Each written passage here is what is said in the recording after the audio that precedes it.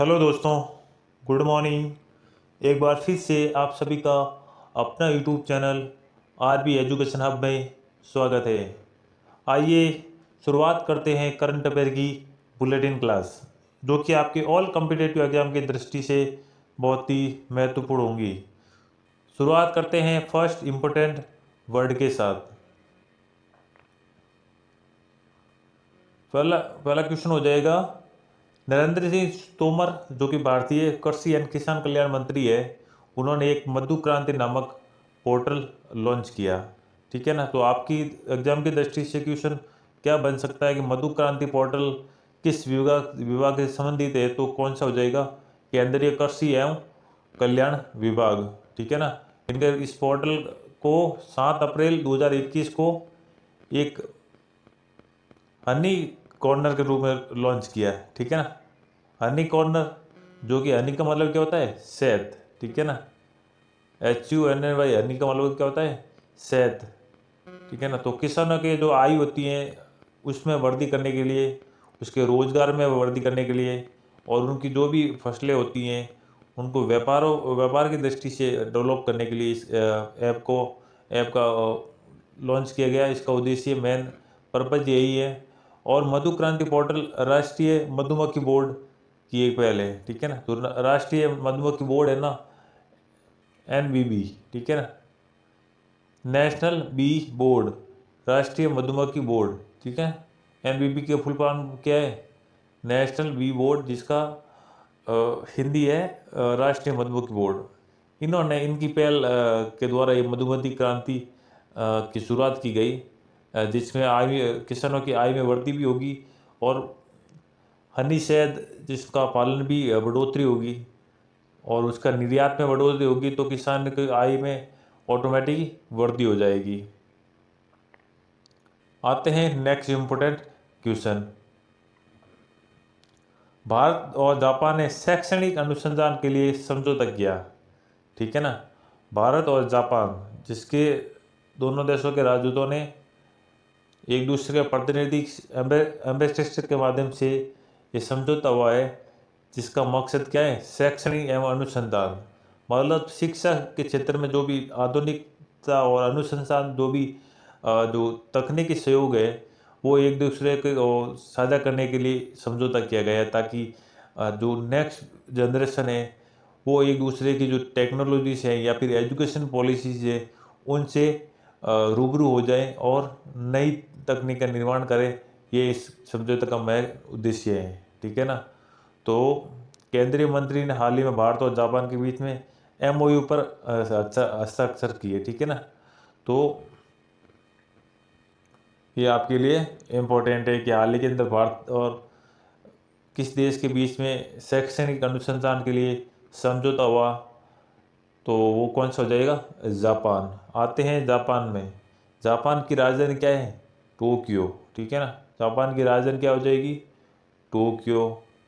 और जापान की मुद्रा क्या है? येन। जापान की मुद्रा येन हो जाएगी।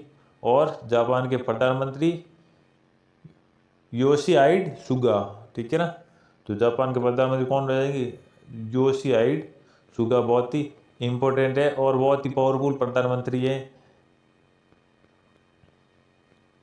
आते हैं नेक्स्ट क्वेश्चन के साथ। नेक्स्ट क्वेश्चन हो जाएगा, निर्मला सीतारमन ने दूसरे वर्चुअल T20 वित्त मंत्रियों की बैठक में भाग लिया। ठीक है ना। हाल ही के अंदर जो भारतीय वित्त मंत्री है निर्मला सीतारमन, जिन्होंने दूसरी जो T20 वर्चुअल मीटिंग है उसमें भाग लिया और उसके भारत का प्रतिनिधित्व किया। ठीक है ना। आते हैं थोड़ा डिटेल से जान लेते हैं कि केंद्रीय वित्त और कॉर्पोरेट मंत्री है निर्मला सीतारमन, जो T20 केंद्रीय वित्त मंत्रियों की बैठक में भाग भी लिया। और इसका उद्देश्य क्या है? T20 सदस्यों के बीच में जो वैक्सीन है उनकी पहुंच बहुत ज़्यादा हो, और व्यापक इस विवरण के रूप में इसको सुनिश्चित करने का आग्रह भी किया गया कि जितने भी T20 में देश हैं, सदस्य देश हैं, उनको वैक्सीन पहुंचाए और व्यापक स्तर पर एक दूसरे का वितरण करें, ताकि एक दूसरे का जो अंतर्राष्ट्रीय संबंध है उसमें मजबूती प्रदान की जाए और एक दूसरे का जो शिक्षा और पर्यावरण के संबंधित रिलेटेड जो भी प्लानिंग्स है वो एक दूसरे को शेयर की जाए ताकि पर्यावरण की स्थिति को और भी बेहतर सुधारा जा सके। यही इस वर्चुअल मीटिंग का मेन उद्देश्य था और इसमें ज़्यादा से ज़्यादा वैक्सीन के ऊपर चर्चा चली, जिसमें अंदर T20 देशों के अंदर वैक्सीन पहुंचाने का जो पहल है, ह्यूमैनिटीज पहल है, उसको और भी ज़्यादा आगे रखने का प्रयास इस T20 वार्तालाप में किया गया। आते हैं नेक्स्ट क्वेश्चन। आशुतोष भारद्वाज को दिया गया देवी शंकर अवस्थी पुरस्कार 2020। ठीक है ना, पुरस्कार की दृष्टि से बहुत इंपॉर्टेंट क्वेश्चन है आपके लिए कि आशुतोष भारद्वाज को देवी शंकर अवस्थी 2020 का पुरस्कार दिया गया। ठीक है ना, तो देवी शंकर पुरस्कार 2020 किसको दिया गया? आशुतोष भारद्वाज को। ठीक है ना, आते हैं थोड़ा डिटेल से जानते हैं। प्रसिद्ध देवी शंकर अवस्थी पुरस्कार, जो कि विपुल हिंदी गद्य एंड पत्रकार आलोचक आशुतोष भारद्वाज। ठीक है ना, आशुतोष भारद्वाज कौन थे? हिंदी गद्य उपन्यास और पत्रकार और एक आलोचक के रूप में उनको उनकी उपलब्धि के लिए दिया गया।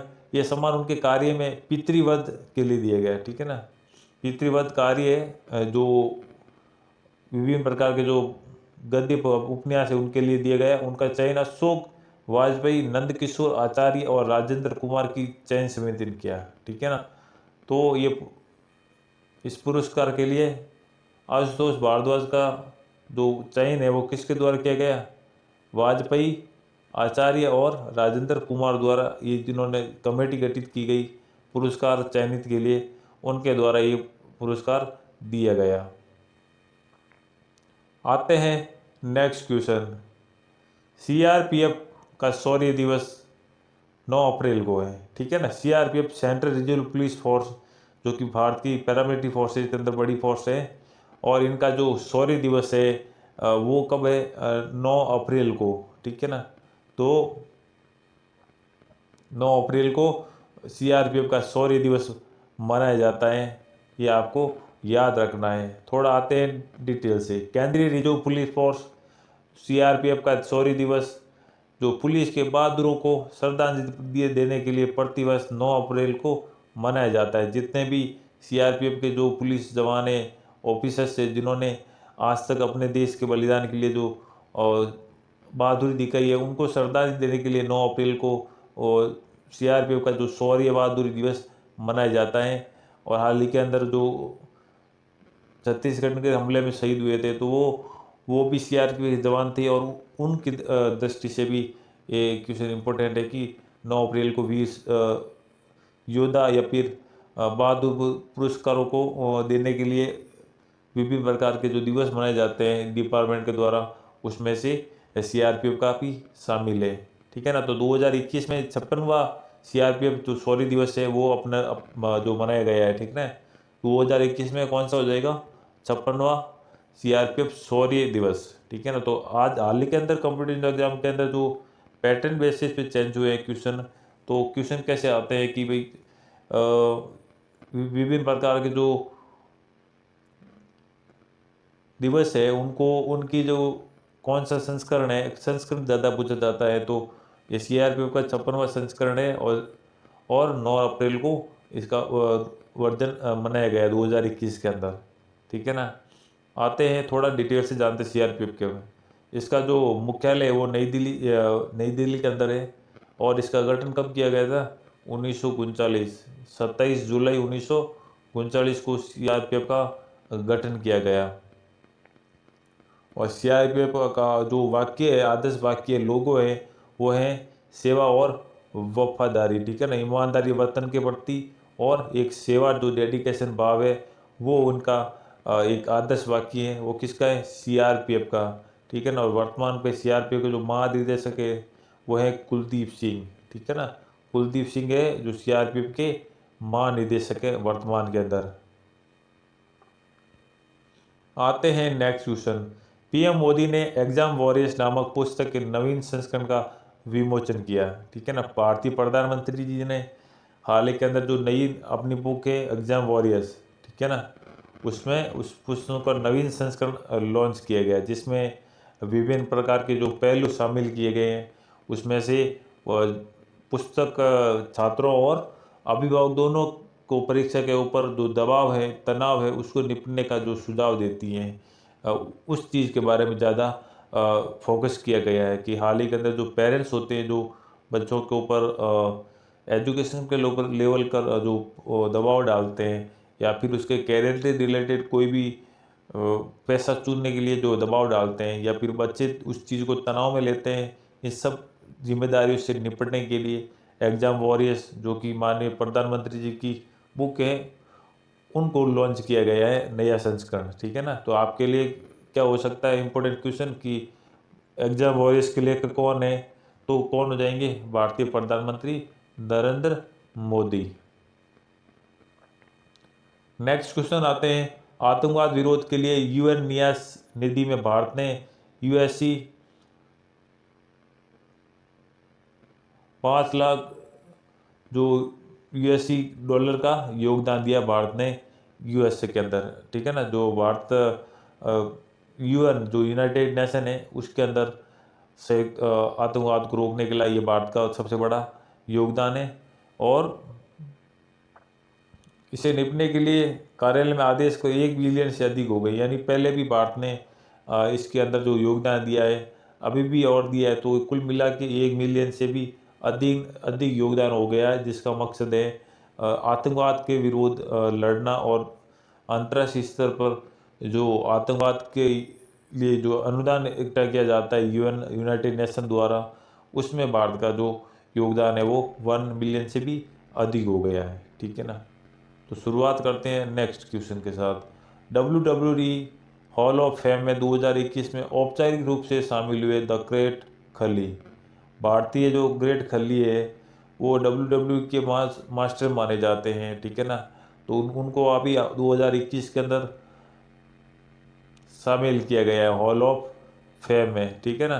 तो WWE रेसलर में 2021 में भारत के किस देश को शामिल किया गया है हॉल ऑफ फेम में, तो द ग्रेट खली, ये आपके लिए इम्पोर्टेंट क्वेश्चन है, ठीक है ना। और ये ग्रेट खली जो कि 2006 के अंदर उनका बहुत ही रिकॉर्ड तोड़ प्रदर्शन रहा है, बहुत बड़े बड़े दिग्गजों को, सुपरस्टार को भी इन्होंने टक्कर दी थी।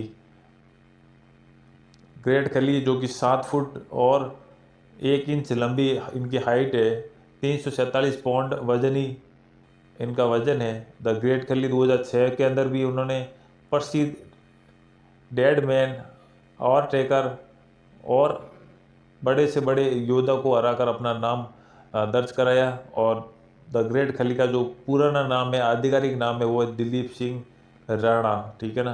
तो कौन हो जाएंगे, दिलीप सिंह राणा, ये ग्रेट खली का खुद का नाम है। आई होप ये करंट अफेयर की बुलेटिन क्लास आपके ऑल कॉम्पिटिटिव एग्जाम की दृष्टि से बहुत ही महत्वपूर्ण साबित होंगी। तो मिलते हैं नेक्स्ट सुपर बुलेटिन क्लास के साथ, तब तक के लिए आसपास सफाई रखें। और डिस्क्रिप्शन बॉक्स में लिंक दे रखा है, तो ज़रूर टेलीग्राम ग्रुप ज्वाइन करें और वहाँ पर अपनी PDF डाउनलोड कर सकते हैं और क्यूज दे सकते हैं। ये आपके लिए फैसिलिटी अवेलेबल की गई है। बाकी सब्सक्राइब नहीं हो तो सब्सक्राइब ज़रूर करें, ताकि हमारे ऑल कॉम्पिटिटिव एग्जाम के जो भी वीडियोस बनते हैं वो आपके तक पहुंच सके और उसका नोटिफिकेशन आपको प्राप्त होता रहे। ज़्यादा से ज़्यादा लोगों तक शेयर करें। हमारा मकसद लाइक, सब्सक्राइब एंड पैसे कमाना नहीं है, हमारा मकसद है ह्यूमैनिटीज़ हेल्प करना। तो इस पहल को आगे बढ़ाने का प्रयास करें, आसपास सफाई रखें और महिला देश के जवानों का सम्मान करें। मिलते हैं नेक्स्ट बुलेटिन क्लास के साथ, तब तक के लिए जय हिंद, जय भारत।